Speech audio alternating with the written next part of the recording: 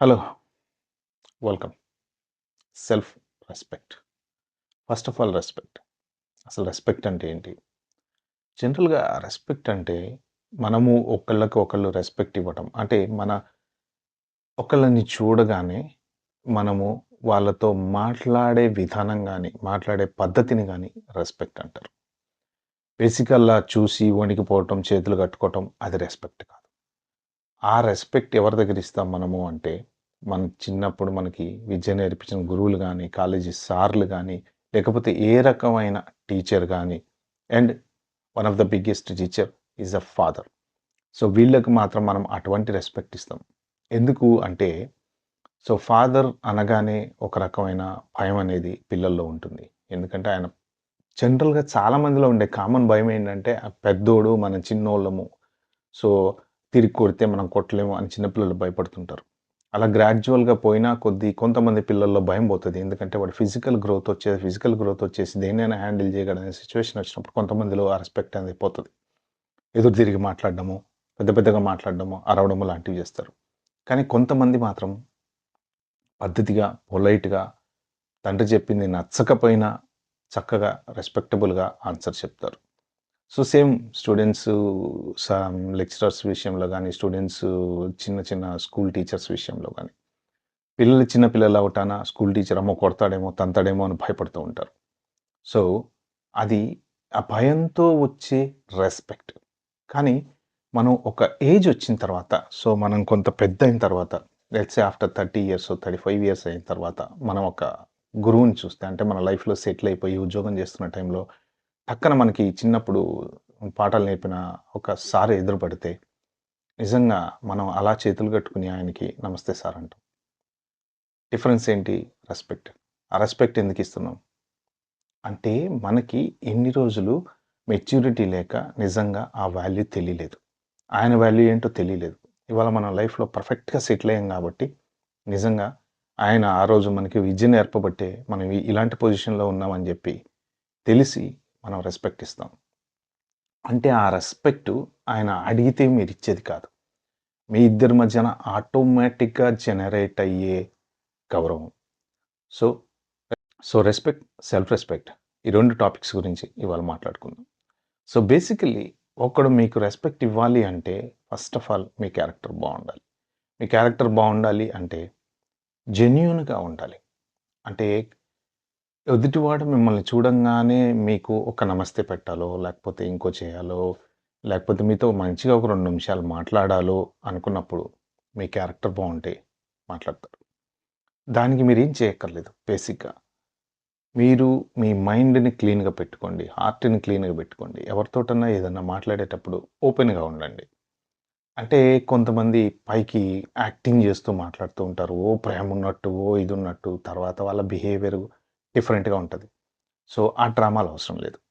అవన్నీ చేయటం వల్ల ఏంటంటే ఆబ్వియస్‌లీ ఇప్పుడు మీరు మాట్లాడే 2 నిమిషాలు మీరు యాక్టింగ్ చేస్తూ మాట్లాడితే, మీరు మాట్లాడేవాడికి కూడా తెలివుంటది. మీరు మాట్లాడేవాడికి కూడా ఐడియా ఉంటది.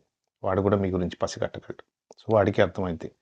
ఏహే! వీడు యాక్టింగ్ చేస్తున్నాడురా అని. సో, అంటే నెక్స్ట్ టైమ్ మీరు కనపడినప్పుడు ఆ 2 నిమిషాలు మాట్లాడేవాడు ఒక నిమిషం మాట్లాడతాడు.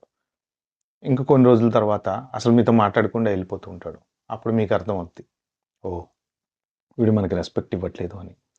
సో, బేసిక్‌గా మీ రెస్పెక్ట్‌ని మీరు కాపాడుకోవాలి అంటే మీ క్యారెక్టర్ క్లీన్‌గా ఉండాలి. మీ క్యారెక్టర్ జెన్యూన్‌గా ఉండాలి. మనసులో ఏదో పెట్టుకొని పైకొకలాగా ఉండటం.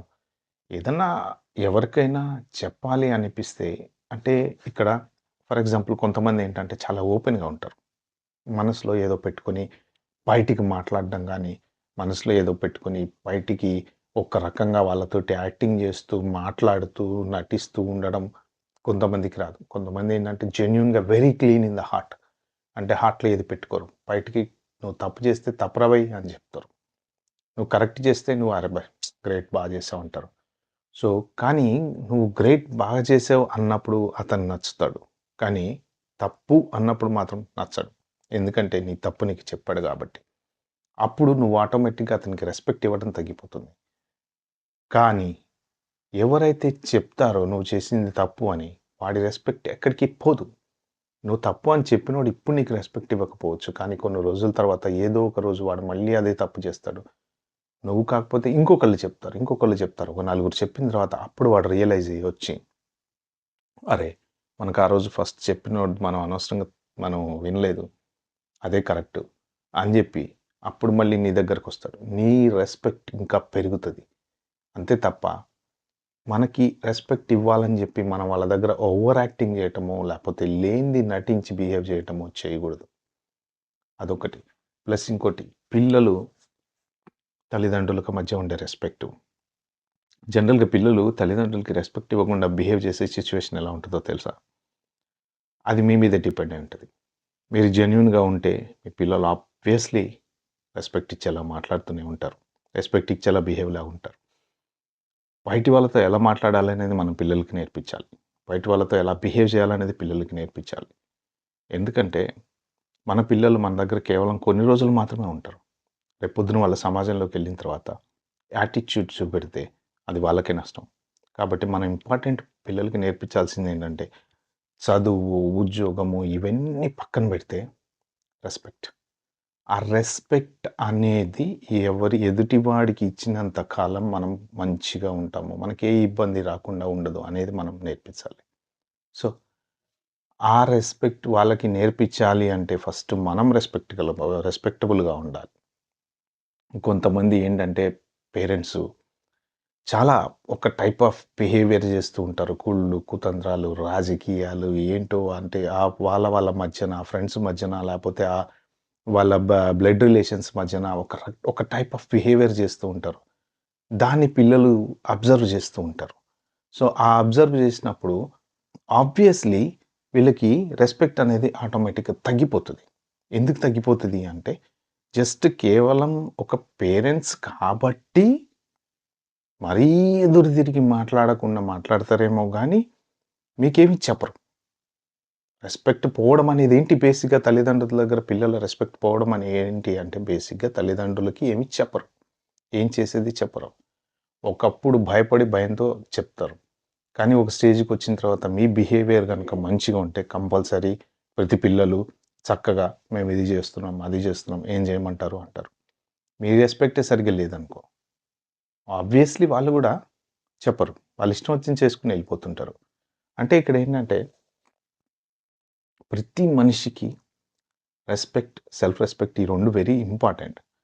అంటే మీ బిహేవియర్‌ని బట్టి మీకు రెస్పెక్ట్ ఒస్తది. సో, మీరు ఆలోచించుకోండి. ఎలా ఉంటారు? ఎలా బిహేవ్ చేస్తారు? కానీ లైఫ్‌లో ఒక్కసారి అది కోల్పోతే మాత్రం నిజంగా మన మీద ఒకడికి అంటే కొంతమంది ఎందుకులే అని జెప్పేసి అడ్జస్ట్ అయిపోతూ ఉంటారు. ఒకడు అడ్జస్ట్ అవుతాడు. ఇద్దరు అడ్జస్ట్ అవుతారు. ముగ్గురు అడ్జస్ట్ అవుతారు. అలా 10 మందికి చిరాకు దొబ్బిందనుకోండి. అడ్జస్ట్ అవ్వరు.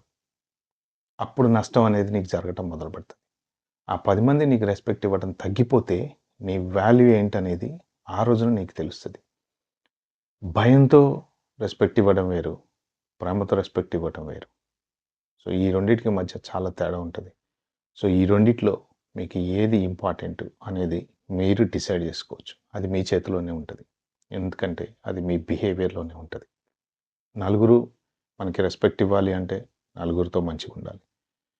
ఏదో మన ఇష్టం వచ్చినట్టు మనం డ్రామాలు చేసుకుంటా ఎళ్ళిపోతే లైఫ్‌లో బావుంటాం. ప్రాబ్లమ్ ఏం లేదు. హ్యాపీగుంటాం, తింటాం, పడుకుంటాం, లేస్తాం. కానీ మనతో నలుగురు ప్రవర్తించే తీరులో చాలా తేడా ఉంటది. మనకు అవసరం ఆ నలుగురితోటి మన బతికేదో మనం బతుకుతున్నాం, లేచాం, తిన్నాం, పడుకున్నాం, ఎళ్ళిపోయినాం, అటుపోయినాం, ఇటుపోయినాం అనుకుంటే అది లైఫ్ కాదు. ఎందుకంటే ప్రతి మనిషి చుట్టూ కంపల్సరీ ఏదో ఒక స్టేజ్‌లో ఎక్కడో ఒక చోట ఓ నలుగురు అనేవాళ్ళుంటారు. అది లేకుండా ఉన్నారంటే మనం ఏ ఎడారిలోనో, హిమాలయాల్లోనో బతకాలి. అంతే గదా! సో, సమాజంలో ఉన్నంత కాలం నువ్వు కూరగాయలు కొంటానికి పోతే అక్కడ గూడా కూరగాయలు ఎంతరా టమాటాలెంత, బెండకాయలెంత అని చెప్పేవాడు ఇంకోడుంటాడు గదా! సో, అలాగే మన చుట్టూ ప్రతి చోట, ప్రతి విషయంలో ఎక్కడైనా సరే ఒక నలుగురనేదుంటారు. ఫంక్షన్ చేసుకుంటే ఉంటారు. లేపోతే ఇంట్లో ఏదన్నా చిన్న భోజనాలు కలిసి కోసం చేస్తే ఉంటారు. సో, ఆ బాండింగ్‌లోంచి రెస్పెక్టొస్తుంది. ఆ రెస్పెక్ట్ మనం కాపాడుకున్నంత వరకు మాత్రం మనం చాలా బావుంటాం. ఎప్పుడైతే ఆ రెస్పెక్ట్ మనం పోగొట్టుకుంటామో, అప్పుడు మనం అందరికీ చులకనైపోతాం. సో, అలాంటి స్టేజ్ తెచ్చుకోకుండా మీ రెస్పెక్ట్‌ని మీరు కాపాడుకోండి. Okay. Please subscribe to my channel and comment below. for the next video. Thank you.